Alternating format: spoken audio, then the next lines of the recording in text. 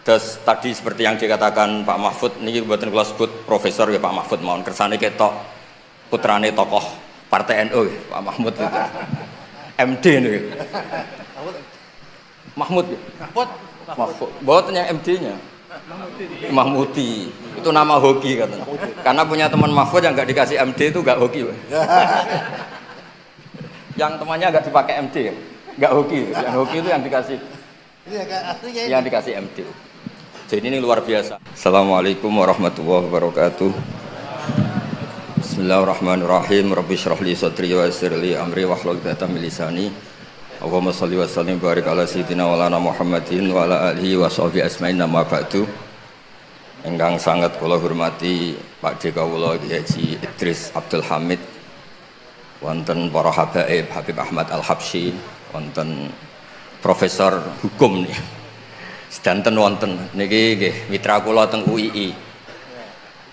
Tapi wonten PR saking tetangga Pak Mahfud itu. Kalau ada tanah cekungan terus diisi tanah, itu dipakai sama orang Madura. Jadi ditanya sama yang punya, ini tanah saya, yang tanah kamu di bawah, yang atas tanah saya. Itu mohon dijawab oleh pakar-pakar fikih maupun pakar-pakar hukum itu. Jadi kalau ada cekungan dibruk, kemudian tetangga Pak Mahfud pakai, itu milik siapa?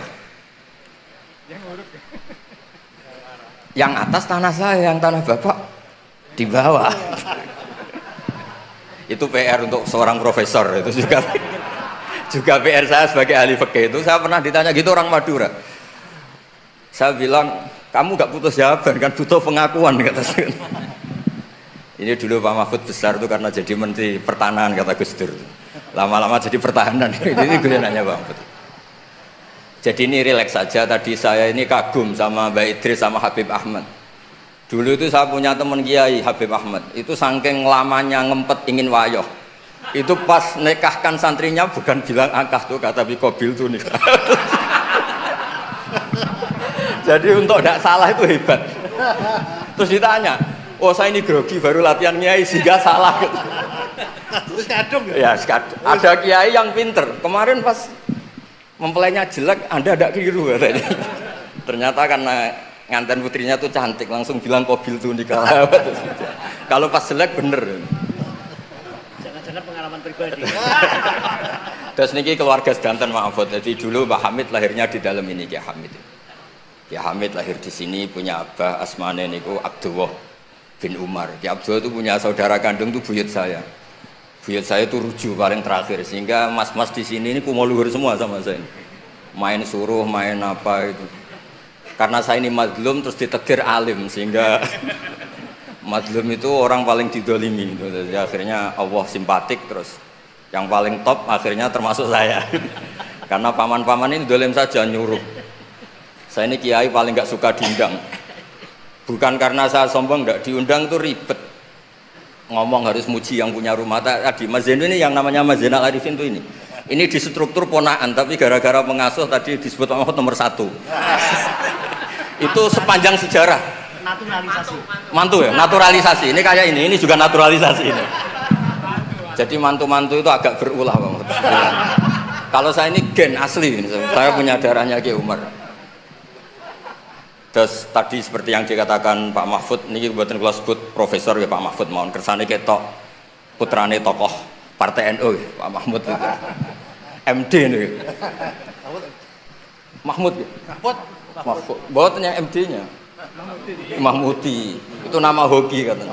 Karena punya teman Mahfud yang nggak dikasih MD itu nggak hoki. Yang temannya nggak dipakai MD ya?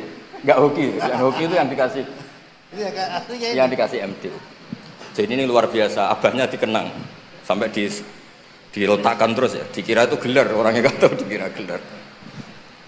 Saya cerita sedikit tentang komposisi tadi, yang ngarang sholawat badar itu Mahfud itu ya Duryas ini, namanya Kiai Ali bin Mansur bin Siddiq. Ya. Kalau mbah saya kandung Fatimah binti Idrus bin Umar, jadi mbah Idrus itu saudara kandungnya Kiai Abdullah. Nama kecilnya Abdul Khalik. Dulu itu ini cerita ke mas-mas yang gak pati seneng ngaji, ini buatan nyindir, cerita mas-mas yang buatan pati seneng ngaji Bang Mahfud. Dulu ketika di umum diajarkan matematika porogapit, itu di pondok sudah dikasih metode porogabet yang lebih simpel. Jadi kalau 2,5 itu di bahasa faraid disebut rubu'ul usyur. Karena orang Arab itu nggak suka nulis, sehingga kalau 100 2,5-nya berapa? Disebut rubu'ul usyur. Ditaksir dulu. 1/10-nya 100 kan 10. Nah, setelah 10 rubuknya, seperempatnya berapa? 2,5. Sehingga tanpa ditulis tahu, misalnya saya 1 miliar, 2,5-nya berapa? 1 miliar berarti 1/10-nya 100 juta. Seperempatnya berarti 25 juta. Namanya rubu'ul usyur. Sehingga saya pernah ketemu pakar matematika dari beberapa kampus, cepet-cepetan ngitung matematika. Itu kita tidak kalah. Karena saya jenis cucu Mbak Umar yang sinau, ini nyindir putu-putu sing rapati seneng sinau. Terus monggo kalau aturi tobat nggih kersane. Karena saya ini tiap acara di sini niku dikongkon pidato, tapi posisi ini dikongkon, mboten kehormatan, mboten kehormatan. Gratisan bisa ngaduh. Intinya gue gratis lah. Kemarin saya itu di hallnya Pak Hamid, sebetulnya mau dibarengkan jenengan tanggal 24, tapi katanya Pak Mahfud milih yang rame, Pak Mahfud milih yang 25. Karena saya ini bakat wali, jadi milih yang 24 itu. Jadi sebetulnya di tradisi matematika pondok itu tidak kalah cepat. Misalnya 1/20 atau 1/10. Misalnya zakatnya zuhur itu disebut usyur au nisful usyur. Jadi kalau kita punya aset 100, usurnya 10. Kalau nisful usyur berarti 5. Nah, ketika di kampus diajarkan itu 1/20, santri bingung, mereka mikir porogabit. Sebetulnya itu usyur atau nisful usyur. Lah nggih, monggo para putu niki sinau malih nggih niki putu-putu kok. Aja diundang Gus tok gratisan cucap-cucup. Niki Mas Arwani nggih Mas kula, tapi ngajine gak dosih khatam kula. Mulane terus DPR mbak-mbak. Nggih nggih hafal Quran duka sakniki mboten ngertos. Nggih mugi-mugi terus deres. Penghina itu namanya ya. Waduh. Nak madlum kok barokah Mas. Mau didongakno Pak Mahfud. Terus di sini keluarga semua Pak Mahfud. Tadi jenengan pun ngetikan serius, sekolah bagian guyon Pak. Karena wow bingung kalau ngadepi mas-mas balik-balik niku pun bingung. Niku mungkin mau itu hasanah kedua Mas sama nih. Kok jopo sih tandange. Mas sama. Enggak tak sangoni Mas, tenang ya Mas. Dulu itu kiai-kiai ngajarkan matematika, sosiologi itu juga gampang. Dulu yang diajarkan kita Pak Mahfud supaya orang punya harga diri itu mengutip dawuh Sayyidina Ali. Ahsin man syi'ta takun amirah. Kamu berbuat baik saja sama orang, pasti Anda bisa memimpin. Ada seorang menteri, seorang presiden, seorang apapun itu kalau sama orang yang ngutangi, ada acara menteri itu orang nggak lihat. Itu ada menteri datang, diajak sama orang yang nggak siapa-siapa, nurut. Loh kenapa kamu nurut? Saya punya utang orang ini Gus. Jadi ahsin man syi'ta takun amirah.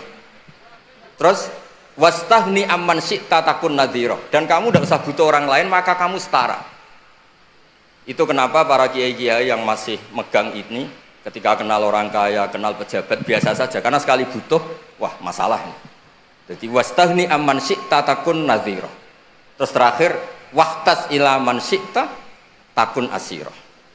Dan silakan kamu butuh orang lain, maka kamu akan menjadi tawanan orang itu. Sehingga di tradisi kiai itu meskipun orang paling miskin pun itu punya harga diri karena tidak punya utang. Wastaghni amman syi'ta takun nadhirah. Kamu tidak bisa butuh orang lain, pasti kamu setara. Kalau kalian Mas Sama ini kalah, ngundang Mas, yang mbak Kiai Behi keren, putu Mbah Hamid. Sering neror kula ini putune wali. Mbah Hamid dulure mbahku paling padha waline. Ya terus ojo saingan Mbah, saiki saingan putu. Ya cocok saingan putu lah ya. Saingan. Kula niku ngorek ikhya lho, Mas. Siap. Niku ngorek niku. Oh, Dereng. Berarti kalah. Nggih Habib Ahmad nggih niku kan ngorek ikhya niku. Riyen Mbah Hamid senenge ngaji iya sama Habib Ja'far. Sudah tak kasih sarahnya biar macane gampang. Terus dulu itu kiai-kiai ngajarkan matematika itu gampang, jadi dikasih tahapan. Misalnya 2,5 nyebutnya rubu'ul usyur. Jadi ditaksir dulu, di 1/10 dulu, baru setelah itu ditarbek di 1/4.